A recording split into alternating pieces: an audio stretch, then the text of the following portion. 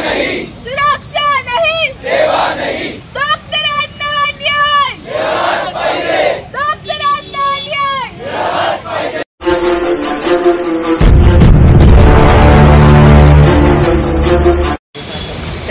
दिनांक 9 ऑगस्ट रोजी आरजेकर medical college Kolkata येथे आमचे सहकनिष्ठ निवासी जे तृतीय वर्षात 36 तास ड्युटी कार्यरत होते, त्या 36 तास ड्युटीवरती असताना काही क्षणासाठी आराम करण्यासाठी सेमिनार रूममध्ये गेले.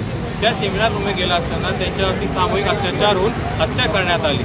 हे अत्यंत निंदनीय गोष्ट आहे. या घटनेचे निंदेस्वरूप आम्ही ही मोर्चा काढलेला आहे. परंतु त्याच ठिकाणी ठिकठिकाणी राज्यभरात या घटनेच्या निषेधार्थ मोर्चा काढण्यात येत आहे. असं घडत असताना आरजेकर मेडिकल कॉलेजचे त्यांचे सहनिवासी जेव्हा मोर्चा काढत होते त्यावेळेस त्यांच्यावरती 3000पेक्षा जास्त लोकांनी जमाव हल्ला करण्यात आला. यावरूनच आपण अंदाज बांधू शकतो की डॉक्टर्स हे किती भयावह वातावरणात काम करत आहेत. हेच अत्यंत चुकीचे आहे. वेळोवेळी आपण पाहतो डॉक्टरांवरती हल्ला होतो, प्रशासन आपल्याला आश्वासन देतात, परंतु कुठलीही ठोस पावलं उचलले जात नाहीत. परंतु या घटनेनंतर आता मागे वळणं अजिबात नाही. आमची प्रमुख मागणी एकच, CPA act, national healthcare protection act राज्यस्तरीय किंवा देशव्यापी पातळीवरती हा ॲक्ट तातडीने लागू करण्यात यावा. या मागणीसाठी आम्ही बरोबर परत मोर्चे काढत आहोत. आता आम्ही मागे हलणार नाही. कुणीही आश्वासन दिले तर मी पुढे हलणार नाही. हा ॲक्ट बरोबर लागू झालाच पाहिजे. दुसरी मुख्य मागणी, जे पीडित तरुणी आहे तिला तातडीने न्याय मिळावा. या न्याय मिळण्यासाठी पारदर्शकपणे या घटनेचं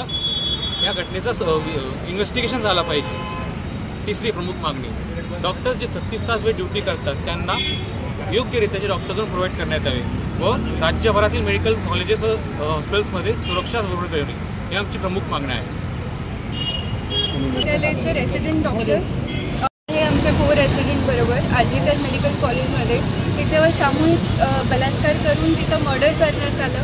ती खूप क्रूर बाबत आहे आणि लाज आणण्यासारखी बाबत आहे पूर्ण देशासाठी की एका मुलीला तिच्या ड्युटीवर असताना तिच्यावर असा हल्ला करण्यात आला व तिला मारून टाकण्यात आलं.